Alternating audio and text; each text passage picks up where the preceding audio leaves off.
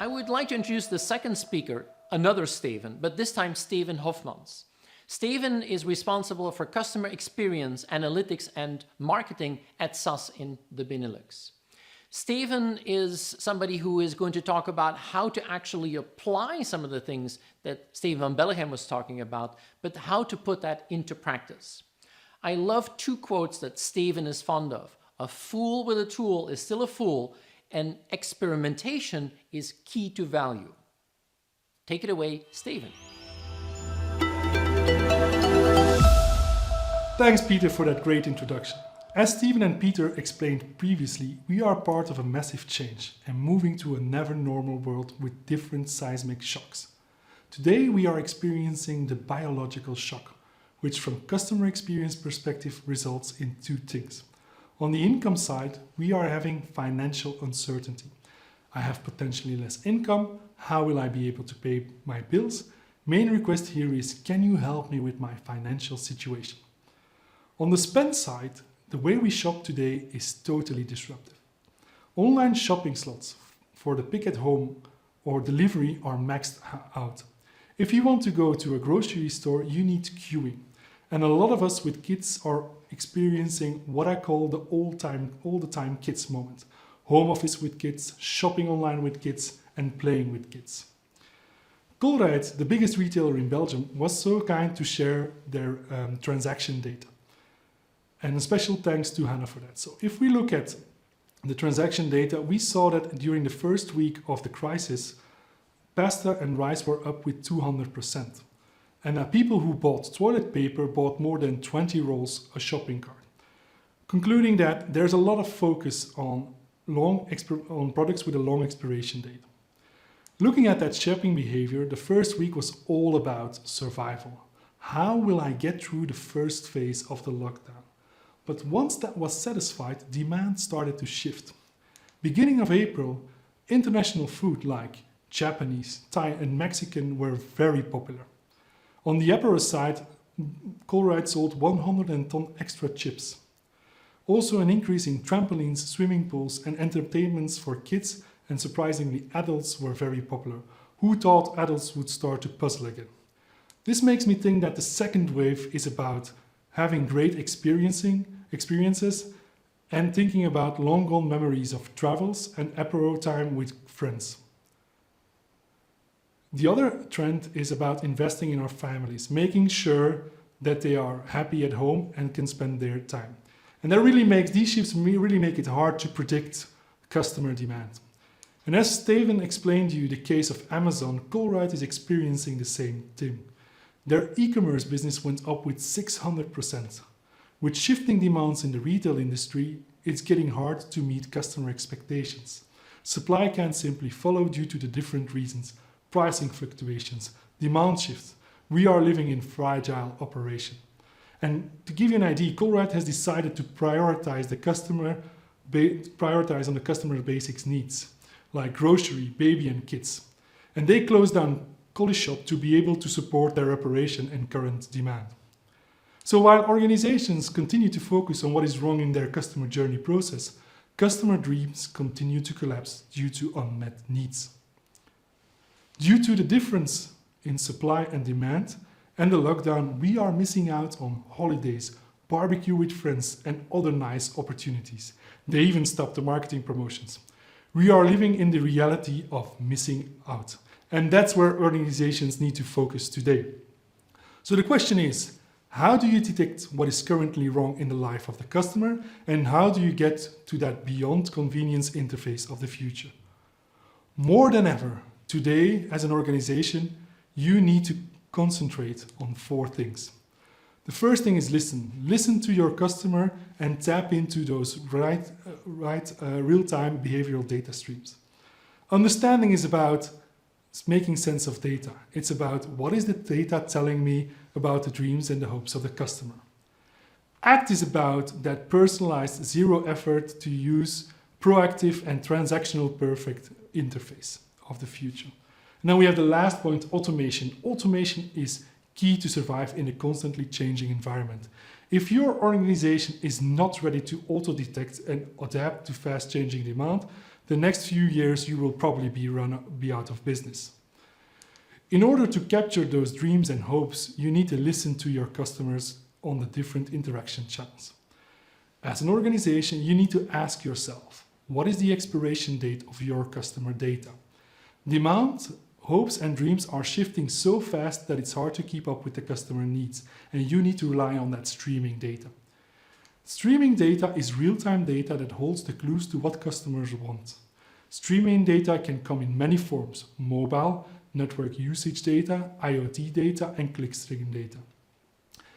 If we take an example of a customer surfing on the website, you can collect and build an online profile based on, for example, his browser language, the product he has seen on your website, the devices that he uses. All is linked to the cookie ID. And this allows an organization to dynamically retarget your customer.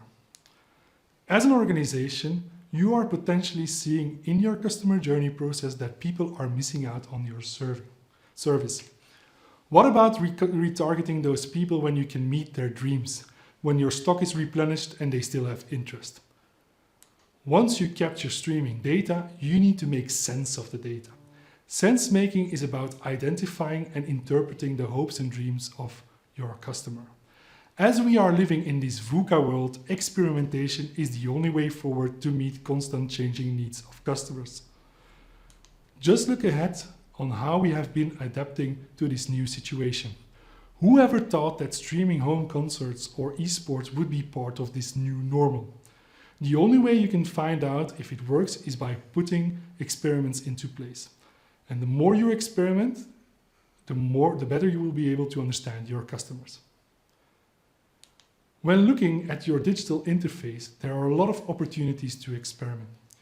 You can do content testing on streaming data for new visitors. You can send personalized emails, web notifications for people who view the product, and based on the customer value, meet their dreams and hopes.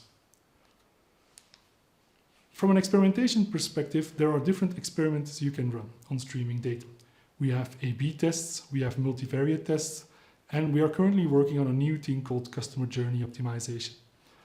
All methods that help you understand what the customer wants on new behavioral data. In one of the tests we ran at a big German retailer, we wanted to see if the website was still meeting customer needs. We ran several experiments and found out that when putting recommendations above the product they were viewing, it helped finding people what they need, resulting in a higher sales of almost 4% for that specific product category. A/B testing is good in the old world. When you're running in the new world, you need extreme testing. For an international finance customer, we wanted to adapt to the new customer situation we were asked to run experiments to see what a proactive, personalized, and zero friction interface could potentially look like. With over more than 125 different content aspects, this would require a sample size of almost 1.6 million visitors, which would have taken a long time. Using artificial intelligence, we have optimized the amount of variants to be tested, which lowered the sample size and allows you to save time and quickly adapt to the changing needs of customers. While testing, we quickly found out that the current messaging was not meeting customer demands, and new messaging was better performing. Thanks to the use of streaming data and rapid experimentation, the bank adapted the tone of voice to all its channels. If you want to go to that interface of the future, customer journey optimization is definitely an important step to take. The goal of customer journey optimization is to gently guide the customer through your different marketing interactions and help him solve his needs as personalized and smooth as possible. But the question is, how is that different from recommendation engines and next best actions, you wonder? Well, while next best actions and recommendation engines only focus on the next step in the interaction chain, in customer journey optimization, we are also considering all potential next steps and potential marketing actions a customer can take towards his goal. We are feeding this in real time into a recurring neural network which evaluates what are the potential 4 next steps you need to take to get this customer to his dream. Those responses are fed back into the network, which allows an organization to constantly keep up with the changing demand in this new normal, resulting in a zero effort and proactive communication for the customer. So experimentation will help you understand the dreams and hope of the customer. ACT is about how are you going to communicate with your customers? What channels will you use? What is the timing you will use? And how will you interact on the moment of truth for the customer? Today, if you're not having a digital interface, you will lose. If digital interactions are focused on convenience, you won't stand out of the digital noise. Having a great user interface is just simply not enough. If you want to stand out as an organization today, you need to move from convenience to proactive customer services. Proactive customer service is about a combination of convenience, which is having a great user interface, which is easy to use, being personalized, meaning answering my individual needs, and timing, a correct timing. Too soon is creepy, too late is a waste of my time.